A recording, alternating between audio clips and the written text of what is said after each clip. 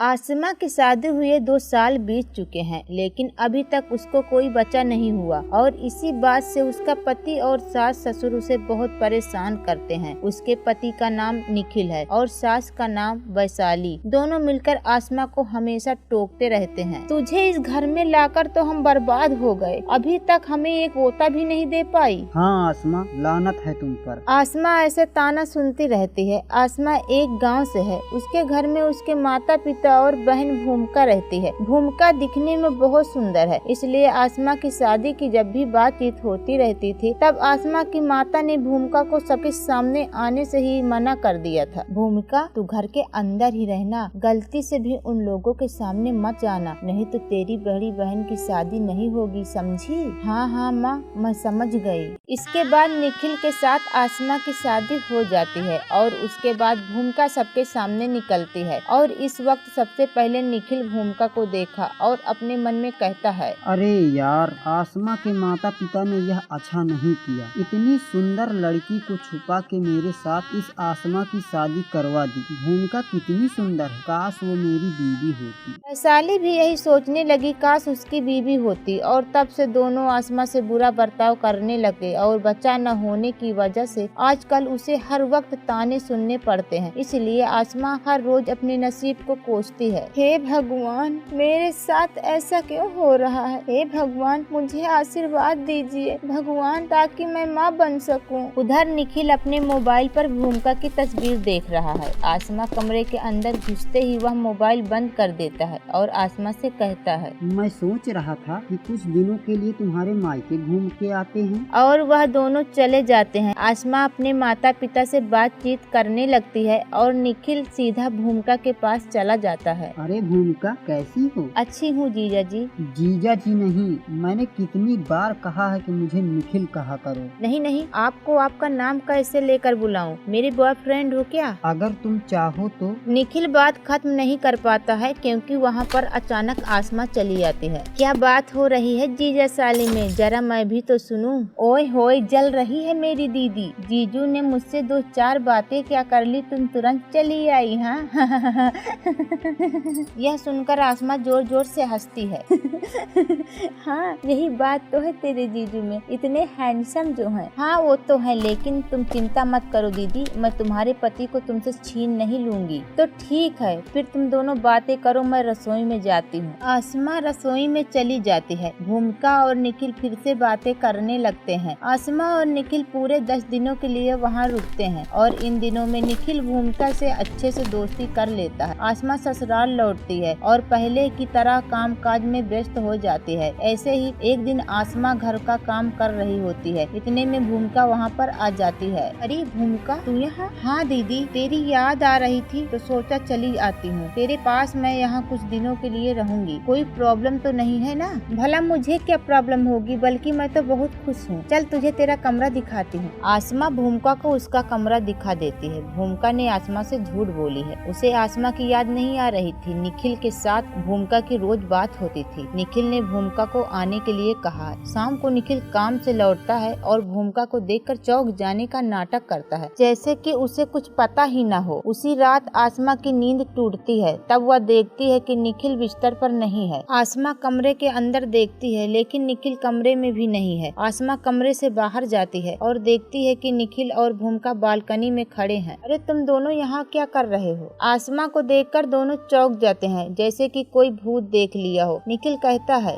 वो मुझे नींद नहीं आ रही थी तो इसलिए मैं बाहर आया और देखा भूमिका यहाँ खड़ी है। पहली बार आसमा को संकेत हुआ। भूमिका अपने कमरे में चली गई। अगले दिन आसमा ने देखा कि उसके साथ वैशाली भूमिका से बहुत अच्छी तरह से पेश आ रही है। आसमा को लगने लगा कि भूमिका इस घर में धीरे धीरे उसकी जगह ले रही है। लेकिन निखिल काम पर जाने से पहले भूमिका की खोज करने लगा। काम से लौटकर भूमिका के साथ बातें करने लगा। वैशाली और भूमिका पूरा दिन कमरे में बैठकर गप्पे लड़ाने लगे और आसमा काम करती रही। आसमा को लगने लगा कि वह इस घर की नौकरानी है, लेकिन फिर भी आसमा ने किसी को कुछ नहीं बोला। बस भूमिका को अपने कमरे में बुलाया और कहा, भूमिका, मुझे लगता है तुझे घर लौट जाना चाहिए। क्यों? नहीं मतलब बहुत दिन हो गए हैं तू यहाँ है, मम्मी पापा चिंता कर रहे होंगे। तुम उसकी चिंता मत करो, मम्मी पापा के साथ रोज मेरी बात होती है। भूमिका घर लौटने के लिए मना कर देती है। आसमा को बुरा लगता है। उसी रात आसमा की नींद फिर से टूटती है और वह देखती है कि आज फिर से निखिल कमरे में नहीं है। आसमा बालकनी में जाती है लेकिन वहाँ पर भी कोई नहीं है। इतने में भूमिका के कमरे में निखिल की आवाज आती है। आसमा जाकर देखती है कि निखिल और भूमिका बिस्तर पर बैठकर हाथ में हाथ रखकर एक दूसरे से बातें कर रहे हैं। यह देखकर आसमा गुस्सा हो जाती है और चिल्लाने लगती है, यह क्या कर रहे हो? छी, तुम लोगों को शर्म नाम की कोई चीज नहीं है। चिल्लाने की आवाज सुनकर वैशाली वहाँ आ जाती है और आसमा से कहती है, यह दोनों जो कर रहे हैं बिल्कुल सही कर रहे हैं। तू तो हमें एक पोता दे नहीं पाई, इसलिए हम इन दोनों की शादी करवाएंगे। निखिल भी भूमिका के साथ मिलकर आसमा को उल्टा सीधा सुनाता है। आसमा रो पड़ती है। निखिल अगले ही दिन भूमिका से शादी करने का फैसला करता है। अगले दिन सुबह होती है और सब लोग देखते हैं कि भूमिका घर से गायब है। उसे इधर उधर ढूंढा जाता है मगर वह नहीं मिलती और उसके बाद भूमिका के बिस्तर के नीचे से एक चिट्ठी मिलती है। उसमें भूमिका ने लिखा है कि वह अपने बॉयफ्रेंड के साथ चली गई है और उसी के साथ वह शादी करेगी। वह घर पर रहते हुए भाग नहीं सकती थी, इसीलिए निखिल का इस्तेमाल करके वह इस घर में आई थी। धोखा, मेरे साथ धोखा हो गया। माँ, अब मैं क्या करूँ? यह पढ़कर आसमा जोर जोर से हंसने लगती है। वह कहती है,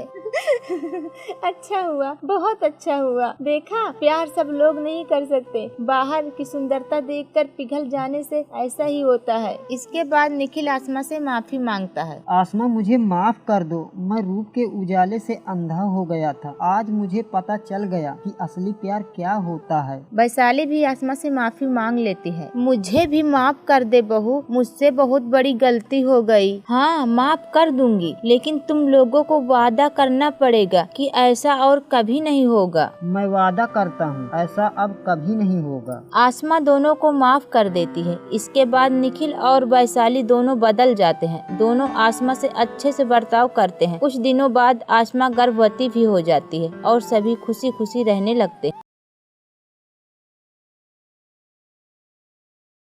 मीना, यहाँ बाथरूम कहाँ है? मुझे नहाना है। भाभी, हम सब गांव के तालाब में नहाते हैं। अरे ये गांव है गांव, यहाँ तुम्हें बाथरूम नहीं मिलेगा। तुम तो लकी हो कि पापा ने टॉयलेट बनवाया हुआ है। ओह माय गॉड, तालाब तो ओपन होता है, वहाँ कैसे नहा सकते हैं? तुम लोग को कोई दिक्कत नहीं होती है? मीना का चेहरा उतर जाता है, लेकिन फिर भी वह हंसते हुए कहती है, अरे भाभी, आप तो इसे स्विमिंग पूल समझो। गांव की सभी औरतें इसी स्विमिंग पूल में नहाने का मजा लेती हैं। Very funny. कोई ऑप्शन तो नहीं है? तो फिर चलो। माही अपना स्विमिंग कॉस्ट्यूम पहनकर तालाब में कूद जाती है। गांव की औरतें थी, उसे देखकर बातें करने लगती हैं। हाय दैया, ये क्या बहादुर जी की बहू है? ये क्या पहन कर नहा रही है? मीरा भाभी, ये शहर के चोचले हैं, तुम ना ही समझोगे। अरे भाई, नहाने के लिए कपड़े तो उतारने ही पड़ेंगे। तुम लोग ने भी तो नहाने के लिए कपड़े उतारे हैं। मीना, बहुत मजा आ रहा है। तालाब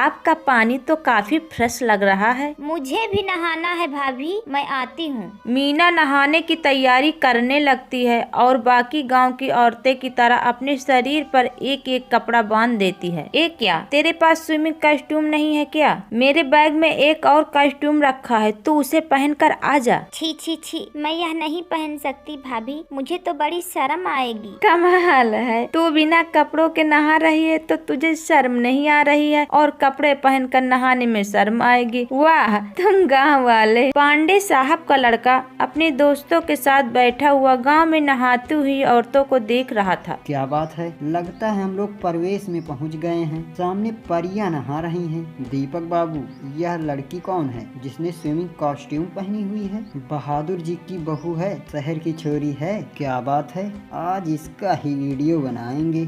गाँव का तालाब भी शहरी तड़का।